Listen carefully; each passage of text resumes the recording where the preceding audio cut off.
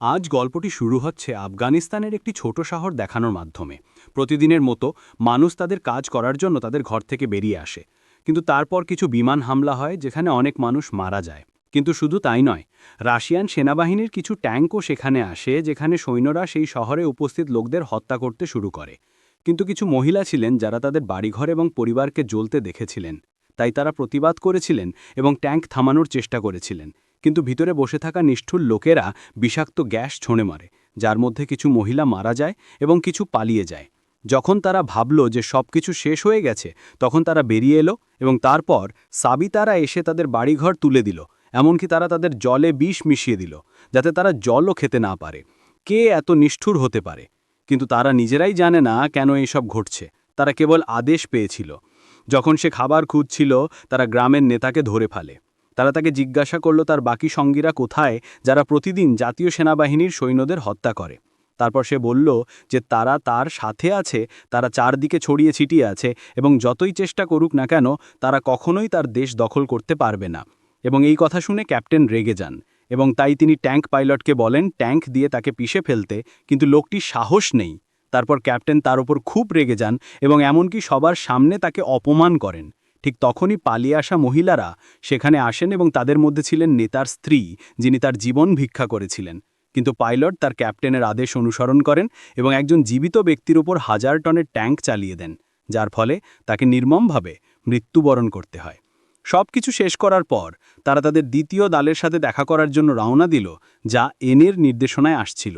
তারা দুজনেই রেডিওর মাধ্যমেও যোগাযোগ করছিল, যাতে একে অপরকে নির্দেশনা দিতে কোনো সমস্যা না হয়। কিন্তু এক পর্যায়ে দুটি পরিস্থিতির সৃষ্টি হয়, যেখানে অন্য দল ভুল করে বলে যে লেব বালকি মোলানা ডান দিকে ছিল, যার ফলে একটি ট্যাঙ্ক ছড়িয়ে পড়ে এবং পাহাড়ে বসে থাকা মুস্তাফা এটি দেখতে পেল। সে একজন তালেবান এবং তার নিজস্ব সেনাবাহিনী ছিল, যা সে নিজের শক্তিতে তৈরি করেছিল। যখন সে দেখল যে ট্যাঙ্কটি ধ্বংস হয়ে গেছে, তখন সেটি ধ্বংস করার সিদ্ধান্ত নিয়েছে। ইতিমধ্যে কাজের জন্য শহর থেকে বেরিয়ে আসা লোকেরা ফিরে এসে দেখতে পেল যে নরকের মতো দৃশ্য, সর্বত্র কেবল মৃতদেহ। কিছুকে জীবন্ত পুড়িয়ে মারা হয়েছিল এবং কিছুকে শ্বেতাঙ্গরা হত্যা করেছিল। এইসব দেখে সবার রক্ত টকবক করে উঠল। তারপর মুস্তাফা তার লোকদের নিয়ে এসে বলল, আমি এইমাত্র একটি ট্যাঙ্ক আমার দলকে আঘাত করতে দেখেছি, তাই যদি তুমি চাও আমরা একসাথে প্রতিশোধ নিতে পারি। কিন্তু শহরের লোকদের মুস্তাফার সাথে কোনো সম্পর্ক ছিল না। বন্তি বলে যে সে নেতার সাথে কথা বলতে চায়। তখন নেতার স্ত্রী ভীত কণ্ঠে বলে যে তাকে ট্যাঙ্কের নিচে চাপা দেওয়া হয়েছে। তাই সেখানকার লোকেরা তাজকে খুঁজতে থাকে, যে নেতার ভাই ছিল পরবর্তী নেতা হিসেবে। যে তার ভাইয়ের এত বেদনাদায়ক মৃত্যু দেখে তার হৃদয় ভেঙে যায়। তাই সে ঠিক সেই মুহূর্তে ঘোষণা করে এখন তারা সব কিছুর প্রতিশোধ নেবে, প্রথমে সেই হারানো ট্যাঙ্ক এবং তার ভিতরে বসে থাকা লোকজনের। আমরা তাদের হত্যা করব এবং তারপর তাদের এই দেশ থেকে তাড়িয়ে দেব। মুস্তাফা ইতিমধ্যেই প্রস্তুত ছিল, তাই সে এখন তাদের সাথে যায়, ট্যাঙ্কের টায়ারের দাগ দেখে এবং এটি অনুসরণ করতে শুরু করে। ট্যাঙ্কটি উত্তপ্ত উপত্যকার মধ্য দিয়ে ঘুরে বেড়ায়, কারণ পাইলট এখন দ্বিধাগ্রস্ত। কোথায় যাবেন? ক্যাপ্টেনের কাছে একটি মানচিত্র আছে, কিন্তু সমস্যা হল এই মোড়ের সামনের মানচিত্রটি পুড়ে গেছে। তাই এখন তারা নিজেরাই জানে না তারা কোথায় দাঁড়িয়ে আছে। ইতিমধ্যে মুস্তাফা এবং তার লোকেরা চারদিক থেকে তাদের আক্রমণ শুরু করে। তার সাহস সবার মধ্যে প্রাণ সঞ্চার করে। এখন এই লোকেরা পায়ে হেঁটে টায়ারের দাগ অনুসরণ করতে শুরু করে। কিন্তু আফগানিস্তানের উঁচু উপত্যকায় বেঁচে থাকা আরও বেশি কিছু, নিজেদের চেয়েও কঠিন। এই সবাই খুব ক্লান্ত হয়ে পড়ে এবং তাদের মধ্যে একজন খুব তৃষ্ণার্ত ছিল। তারপর সে কাছেই একটি পানির উৎস খুঁজে পায় এবং আমাকে তাতে ঢেলে দ্রুত পানি পান করতে শুরু করে। তখন মুস্তাফা মাঝখানে এসে তাকে থামানোর চেষ্টা করে, কিন্তু ততক্ষণে সে পানি পান করে ফেলেছে। আসলে বন্ধুরা, রাশিয়ানরা এতে বিষ মিশিয়েছিল। বোতলটি কাছেই ছুঁড়ে ফেলা হয়েছিল। লোকটি যন্ত্রণায় মারা গেল এবং তারা কিছুই করতে পারল না। একজন রাশিয়ান ক্যাপ্টেন দূর থেকে এইসব দেখছিলেন। তিনি তৎক্ষণাৎ কামানটি ছোড়ার নির্দেশ দিলেন, কিন্তু কারিগরি ত্রুটির কারণে কামানের গোলাটি ট্যাঙ্কের ভেতরে আটকে গেল। সবাই ভয়ে দৌড়ে বেরিয়ে গেল, কারণ এমন পরিস্থিতিতে কামানের গোলাটি ট্যাঙ্কের ভেতরে বিস্ফোরিত হতে পারে।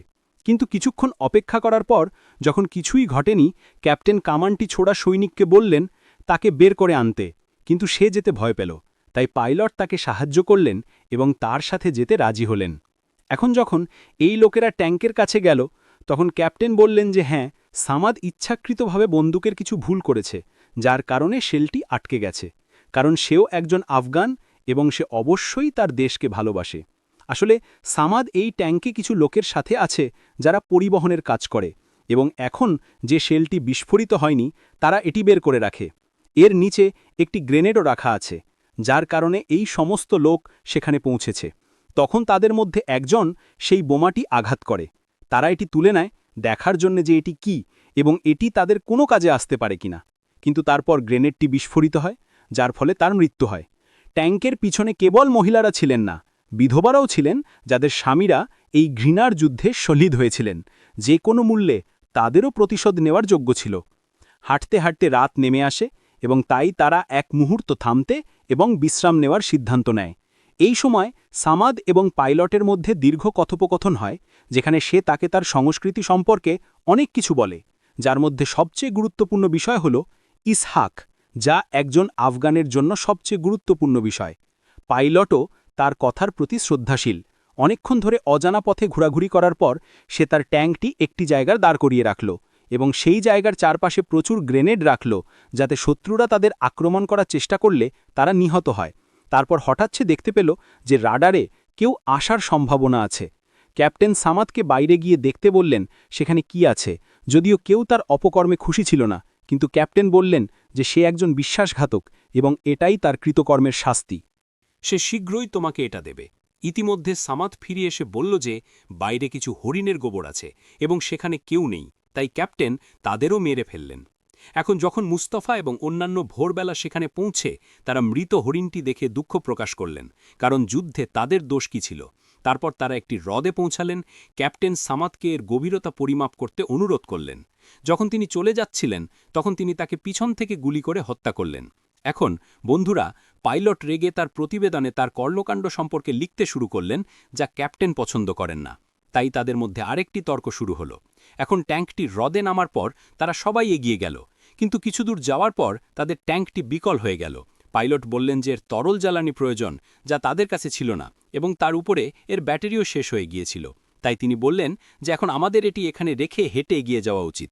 ক্যাপ্টেন মনে করেন যে পাইলট ইচ্ছাকৃতভাবে এটি করছেন, কারণ তিনি তার বন্ধুকে হত্যা করেছেন। এই প্রক্রিয়ায় উভয়েই একে অপরের দিকে বন্দুক তাকিয়েছিলেন, কিন্তু ক্যাপ্টেনের সাথে বিদ্রোহী সৈন্যরাও ছিল, যারা তার আদেশ পালন করেছিল। তারা করে পাইলটকে দড়ি দিয়ে পাথরের সাথে আটকে দেয় এবং গ্রেনেড দিয়ে মাথা চেপে জোরে চলে যায়। বেচারা পাইলট গরমে ক্ষুধার্ত তৃষ্ণার্ত অবস্থায়, কিন্তু অন্য সৈনিক তাকে বিদায় জানাতে আসে। সে বলে এখন তারা তোমাকে তাদের পরবর্তী লক্ষ্য করে তুলবে, তাই নিজেকে মুক্ত করাই ভালো। ওকে মেরে একদিন ফিরে এসে আমার জীবনও বাঁচাও। কিন্তু সৈনিক কোনো কথা না বলে চলে যায়। তারা সেলাই দিয়ে এগিয়ে যায়। ইতিমধ্যে ক্যাপ্টেন পাইলটের রিপোর্ট ডায়েরি ছুঁড়ে ফেলে দেয়। সে চায় না কেউ সত্যটা জানুক। এদিকে আমরা তাজের কাকাকে দেখি, যার ক্ষত তাকে আরেকটি পদক্ষেপ নিতে বাধ্য করেছে। তিনি সেখানে থামলেন এবং কিছু মহিলাকে ট্যাঙ্কের পিছনে ধাওয়া করতে দেখলেন। চাচা তাদের জিজ্ঞাসা করলেন কিভাবে তারা অস্ত্র ছাড়াই ট্যাঙ্ক ধ্বংস করবে। তারপর নেতার স্ত্রী তার হাতে কিছু গ্রেনেড দেখিয়ে বললেন এবং বললেন যে এর চেয়েও বড় অস্ত্র হলো আমাদের গরম রক্ত, যা দিয়ে আমরা যে কাউকে পুড়িয়ে ফেলতে পারি। চাচা তাদের ফিরে যেতে বললেন, কারণ রাশিয়ানরা খুবই নিষ্ঠুর, তারা যে কোনো কিছু করতে পারে। কিন্তু মহিলারা যাননি, বরং এগিয়ে যান। এখানে কিছু জনতা পাইলটের কাছে পড়ে যায়, তাদের হাত থেকে পালানোর চেষ্টায়।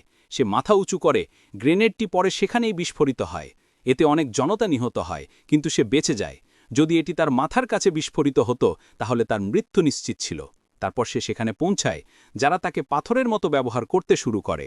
এখন এখানে সাদ্দাম অবশ্যই পাইলটকে ভাঙা আফগানি শেখায়, যার কারণে সে তাদের ফিরে যেতে বলে, কিন্তু তারা শুনতে রাজি হয়নি।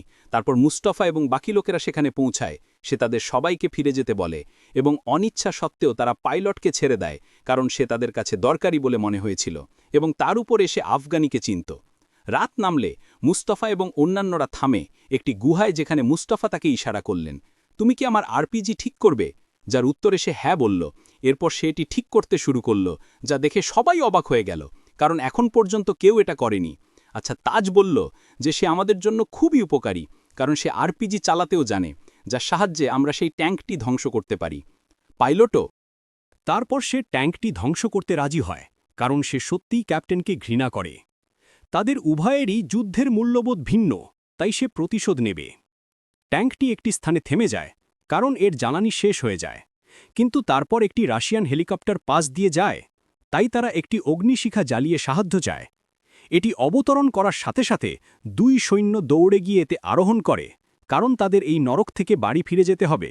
কিন্তু ক্যাপ্টেন তাদের ডিজেল আনতে এবং অবিলম্বে ফিরে আসতে নির্দেশ দেন। হেলিকপ্টার পাইলট তাদের বলেন যে তারা জল খুঁজছেন। তাদের কাছে জল আছে? তারা প্রত্যাখ্যান করে। সে তাদের ডিজেল ট্যাঙ্ক দেয়।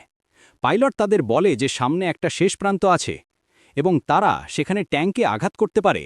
তাই তারা একটি শর্টকাট নেয় এবং দ্রুত চলতে শুরু করে। তারা সারা রাত ধরে চলতে থাকে, না থামিয়ে। এখন পর্যন্ত ইঞ্জিনের তাপমাত্রা খুব গরম হয়ে গেছে, কিন্তু তবুও ক্যাপ্টেন থামেন না এবং তিনি চলতে থাকেন। পরের দিন সকালে তারা একটি পুকুর খুঁজে পায় যেখানে তারা জল পেতে পারে, এবং সেখানে তারা একটি হেলিকপ্টারও দেখা যায় যার পুরো ক্রায়ও মারা গেছে। আসলে এটি সেই একই পুকুর যেখানে তারা বিষ মিশিয়েছিল যাতে মোস্তফা এবং গ্রামবাসীরা মারা যেতে পারে। কিন্তু তার নিজের লোকদের মৃত দেখে ক্যাপ্টেন হতাশ হন। মোস্তফার লোকেরা সেখানে পৌঁছায়। ক্যাপ্টেন ইঞ্জিন চালু করেন, কিন্তু এটি চালু হচ্ছে না। তাই তিনি বন্দুকের মেশিনটিও চালু করেন, কিন্তু এতে কোনো গুলি নেই। তিনি তাদের উপর কামানের গোলা ব্যবহার করেন, কিন্তু তারা ভুল জায়গায় পড়ে থাকে, যার ফলে তিনি প্রতিবারই রক্ষা পান। এবং এরই মধ্যে পাইলট আরাবিজিকে তুলে নেন এবং লক্ষ্যবস্তুতে পৌঁছান।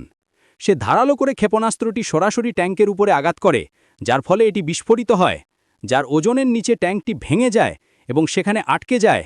ক্যাপ্টেন তখনও বেরিয়ে আসেননি। পরিবর্তে তিনি তার অন্যান্য সঙ্গীদের 2টি করে গ্রেনেড দিয়েছিলেন এবং তাদের বলেছিলেন যে তারা এটি নিয়ে যেতে এবং তাদের নিজস্ব জাল ছুঁড়ে মারতে যদি তাদের পিছনে যাওয়ার সাহস না থাকে।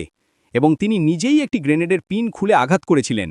একজন সঙ্গী তার হাত থেকে গ্রেনেডটি বের করে নেয় এবং পিনটি আবার ভিতরে ঢুকিয়ে দেন। এর মধ্যেই বাইরে দাঁড়িয়ে থাকা পাইলট দেখতে পান একটি ট্যাঙ্ক থেকে তেল বেরোচ্ছে, তাই সে একটি জ্বলন্ত কাপড় ছুঁড়ে তাতে আগুন ধরিয়ে দেয়। তাদের 3 জনকে বেরিয়ে আসতে বাধ্য করে এবং এটি দেখে আরও কয়েকজন ছিল এবং সেখানে উপস্থিত সবাই তাদের অভিশাপ দিতে শুরু করে। তারপর ক্যাপ্টেন এবং 2 বিদ্রোহী সৈন্য তাদের জীবন ভিক্ষা করতে শুরু করে। আফগানিস্তানে এটাই ঐতিহ্য। যদি কেউ তোমার অনুগ্রহ চায়, সে যতই শত্রু হোক না কেন তাকে ছেড়ে দেওয়া হয়। তাই অফিসাররা তাদের ছেড়ে দিতে বাধ্য হয়।